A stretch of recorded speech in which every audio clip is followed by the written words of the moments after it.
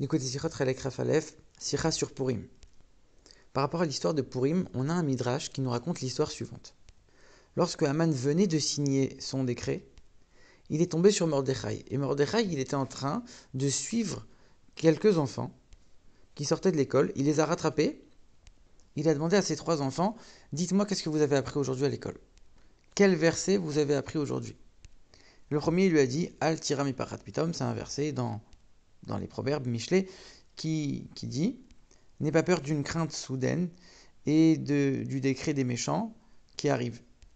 Le deuxième enfant, il lui dit moi aujourd'hui, le dernier verset que j'ai appris, c'est le suivant. Utsoet savetufar, ils ont eu un conseil, mais ce sera annulé. Ils ont dit quelque chose, mais ça ne s'accomplira pas parce que Dieu est avec nous. Et le troisième enfant, il a dit, le verset qu'il a pris, c'était Ve'adzikna aniu, ça veut dire Dieu sera avec moi même dans ma vieillesse, il va me soutenir, c'est Dieu qui m'a fait, c'est Dieu qui me porte, c'est Dieu qui me soutient, qui me sauvera. Quand Mordechai il a entendu ça, il a souri, il a ri et il a été très joyeux. Et quand Haman il a vu que Mordechai était tellement joyeux, il lui a dit mais qu'est-ce qui te réjouit tellement? Il lui a répondu maintenant je viens d'avoir une bonne nouvelle, c'est que le décret que tu es en train de faire, il ne s'accomplira pas. Et j'ai pas peur de toi. Alors à ce moment-là, Haman il s'est énervé. Il lui a dit je jure que ceux par qui je vais commencer mon décret, ce sera ces enfants-là. Alors ça, on sait que c'est une manière assez courante dans la Gemara d'avoir une espèce de prophétie. On demande à un enfant qu'est-ce que tu as appris aujourd'hui, et le verset qu'il va citer, c'est censé être un message. C'est quelque chose qu'on voit très souvent dans la Torah. Donc on comprend la réaction de Mordechai ici. Il voit en ça une prophétie que le peuple juif va triompher. Mais il y a beaucoup trop de détails sur lesquels on a encore des questions. Pourquoi on nous dit que c'est des enfants qui sortent de l'école? Pourquoi on nous dit qu'ils sont 3 et qu'on a 3 versets qui sont dans cet ordre-là précisément? Qu'est-ce que ça vient de nous apprendre? On sait que même l'ordre dans la Torah, il est important. Donc si on a cité ces 3 versets dans cet ordre-là, ça doit nous apprendre quelque chose. Surtout que ce n'est pas l'ordre dans lequel ces versets ils apparaissent dans la Torah. Normalement, un enfant, il apprend les versets dans l'ordre. D'abord la Torah, après les prophètes, après les écrits. Michelet, ça fait partie de la dernière partie. Et pourtant, il a cité un verset de Michelet en premier. Et quand on regarde un peu les détails, on voit que le premier, tout de suite, il cite le verset sans rien dire d'autre. Le deuxième, il dit moi aujourd'hui, la dernière chose que j'ai apprise à l'école, il cite pas juste le verset. Pourquoi lui, il parle plus que les autres? Est-ce que ça veut dire que lui, il a appris plein de versets et il a cité juste le dernier et que les autres, ils ont appris qu'une seule chose? Qu'est-ce que ça veut dire tout ça? Et encore, surtout, une très grande question qu'il y a ici, c'est que on nous dit que tout de suite après avoir signé le décret, il y a eu cette scène de Haman qui suit Mordechai et qui parle aux enfants, et Mordechai qui se réjouit et qui est très content. Alors que quand on regarde les versets de la Migla, parce que là on est dans le Midrash, mais les versets eux-mêmes de la Migla, ils nous disent quoi?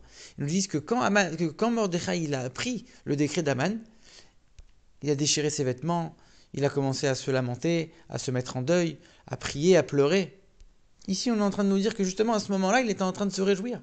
Donc comment on peut faire marcher le Midrash avec le sens simple des versets de la Megillah? Alors pour comprendre tout ça, il faut revenir déjà à la raison pour laquelle Haman il a fait ce décret contre les Juifs. Qu'est-ce qui l'a poussé? Il y a le sens simple des versets qui nous donne une raison simple, et il y a la raison que le Midrash évoque. C'est quoi la différence? Le sens simple des versets, il nous dit la chose suivante. Haman, il a demandé que tout le monde se prosterne devant lui, il a vu que Mordechai ne se prosternait pas. Et à ce moment-là, il s'est renseigné pourquoi Mordechai ne se prosterne pas devant moi? Parce qu'il est juif. Et les juifs, ils ont une interdiction de se prosterner devant toute idole, toute idolâtrie ou même devant une personne. Donc la raison pour laquelle lui ne se prosterne pas devant moi, c'est parce que sa religion, son peuple, sont contre le fait de se prosterner devant moi. Donc c'est pas seulement lui que je dois exterminer, c'est tout son peuple qui est problématique. C'est pas juste parce que lui c'est le plus grand des rabbins de son époque, c'est pas parce que c'est le chef du tribunal, c'est parce que c'est écrit dans sa religion, donc c'est valable pour tous les juifs. Donc en vérité, ils ont tous quelque chose qui les empêche de se prosterner à 100% devant moi. Donc il faut absolument que je les extermine tous. Le Midrash, il nous dit la chose suivante. Pourquoi Haman il a réussi à établir ce décret? Forcément qu'il s'agit d'une accusation céleste à cause d'une faute qui a été commise. De quelle faute on parle? Le Midrash il raconte que tous les juifs, alors il y a deux avis selon différents avis, soit ils se sont tous prosternés devant une idole, soit ils se sont tous prosternés devant Haman et c'était considéré comme de l'idolâtrie. Et on sait que même, alors c'est sûr que les juifs ils l'ont fait uniquement par crainte, parce qu'ils ne voulaient pas mourir, et ils savaient qu'ils encouraient quelque chose de grave s'ils n'écoutaient pas. Donc ils l'ont fait seulement de manière superficielle, extérieurement. Mais on sait que l'idolâtrie, elle est tellement grave que, quelque part, même si on a flanchi, on a flanché à cause d'une menace extérieure, à cause de quelque chose qui était indépendant de notre volonté, à cause d'une peur, alors on n'est pas considéré comme si on avait vraiment accompli la faute. Mais l'idolâtrie, c'est quelque chose qui est tellement grave, qui remet tellement en question toute l'existence du juif, toute la parcelle divine du juif, la Torah tout entière. Alors, même dans ce cas-là où ils ont écouté uniquement superficiellement, mais à aucun moment ils ont cru en cette idole, à aucun moment ils ont voulu servir cette idole. Ils se sont juste prosternés extérieurement. Même ça, quelque part, ça a entaché l'étincelle divine, l'étincelle de judaïsme qu'il y avait à l'intérieur d'eux. À tel point que ce décret il a pu avoir lieu. L'idolâtrie elle est tellement grave que même un tout petit peu d'idolâtrie, même extérieurement, ça entache déjà l'âme du juif. Et quand Mordechai il a entendu ses enfants avoir une prophétie qui annonçait des bonnes nouvelles, c'est sûr qu'il s'est réjoui. Mais il savait qu'il y avait un travail à faire néanmoins. Il sait très bien que, ok, Dieu maintenant il m'a donné son assurance que les Juifs ils vont réussir à faire tchouva. Ils vont réussir à surmonter cette épreuve. Mais c'est pas en faisant rien. Il faut que, à leur tour, ils réveillent justement cette étincelle divine qui a été entachée. Il faut qu'ils la révèlent, qu'ils la fassent ressortir. Comment? En priant, en jeûnant, en revenant vers Dieu, en étant prêt à donner sa vie, en ne se convertissant pas et en restant juif malgré le décret. Ils allaient faire ressortir leur étincelle divine, leur étincelle de judaïsme. Et c'est ça qui allait permettre d'annuler le décret de Haman. Donc d'un côté, il s'est réjoui, d'un autre côté, il savait qu'il y avait un travail à faire. Il fallait pleurer, il fallait implorer Dieu, il fallait prier, il fallait faire tchouva, jeûner, etc. Alors ici, le rabbi, il explique la chose suivante, c'est que ces 3 versets, ils représentent 3 niveaux de confiance en Dieu différents. Le premier verset, il dit « N'aie pas peur d'une crainte soudaine à cause du décret des méchants ». Donc ici, il y a un décret, mais on n'a pas peur de ce décret. Ça, c'est un premier niveau. On renforce sa foi en Dieu en sachant que Dieu va nous protéger, que tout est pour le bien et qu'on n'a absolument aucune crainte, tout va bien se passer. Le deuxième verset, il nous dit quoi? Ils ont essayé de manigancer quelque chose, mais ils n'ont pas réussi, il n'y a rien qui sortira de là. Ici, il n'y a pas encore eu de décret. C'est-à-dire qu'on a un niveau de confiance en Dieu tellement fort que le décret n'a même pas le temps de se concrétiser. Le décret ne peut même pas aboutir, ne peut même pas sortir. Et là, il dit parce que Dieu est avec nous. Là, on donne une raison. Et enfin, on a le troisième verset qui nous dit même dans ma vieillesse, Dieu va me supporter, Dieu va m'aider, Dieu va me sauver. Là, on ne parle même pas de décret.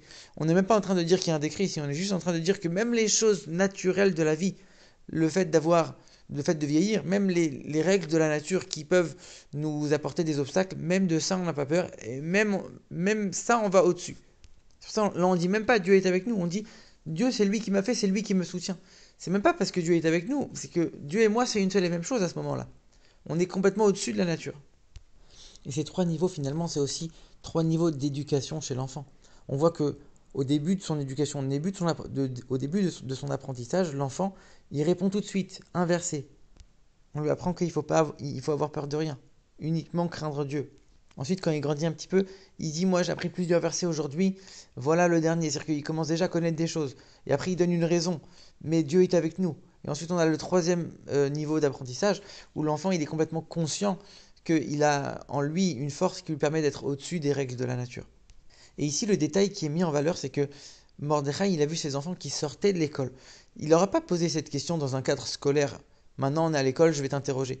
Ici, il est en train de leur dire, vous êtes dans la rue, vous êtes en train de rentrer chez vous. Dis-moi, qu'est-ce qui t'a marqué aujourd'hui? Et c'est ça que les enfants, ils ont dit. Qu'est-ce qu'on est en train de voir ici? Ces enfants-là, ils ont bien compris le fait que le judaïsme et la Torah, c'est pas uniquement quand on est à la synagogue, c'est pas uniquement quand on est à l'école, c'est quelque chose qu'on doit vivre tous les jours, dans notre vie au quotidien, partout et tout le temps. C'est quelque chose qui doit imprégner tous les recoins de l'âme de chaque juif, dans toute situation. Et c'est ça qui a tellement réjoui Mordechai. Parce qu'il a compris que ces enfants-là, ils allaient rentrer chez eux, ils allaient parler de ce qu'ils ont appris. Ils allaient faire vivre ce judaïsme authentique aussi chez eux à la maison, même chez ceux qui ont perdu cette étincelle. Donc, c'est pour ça que le Midrash, il dit, c'est ça la bonne nouvelle qu'il a entendue Mordechai. Il dit pas, il a entendu la prophétie, il dit la bonne nouvelle. Parce qu'ici, quelque part la prophétie c'est une chose, et c'est vrai, mais c'est pas ça qu'on met en valeur ici. On met en valeur le fait que Mordechai il a été rassuré. Tous les juifs, ils ont une étincelle divine qui brille, qui va éclairer et qui va les sauver. Et même ceux qui ne sont pas encore à ce niveau-là, ces enfants-là, ils vont leur apprendre et ils vont leur amener cette lumière qui va leur permettre d'être sauvés du décret. Et en vérité, ces enfants-là, c'est eux la continuité du peuple juif qui va permettre de faire en sorte que les autres non plus ne feront pas l'idolâtrie. Et c'est pour ça que Haman il a dit c'est eux que je vais détruire en premier. Et on sait très bien qu'on nous dit qu'à Purim, les juifs ils ont accepté la Torah. C'est là qu'ils ont vraiment accompli la Torah. C'est vrai qu'au don de la Torah au mont Sinaï, ils ont accepté, mais quelque part ils étaient un peu forcés.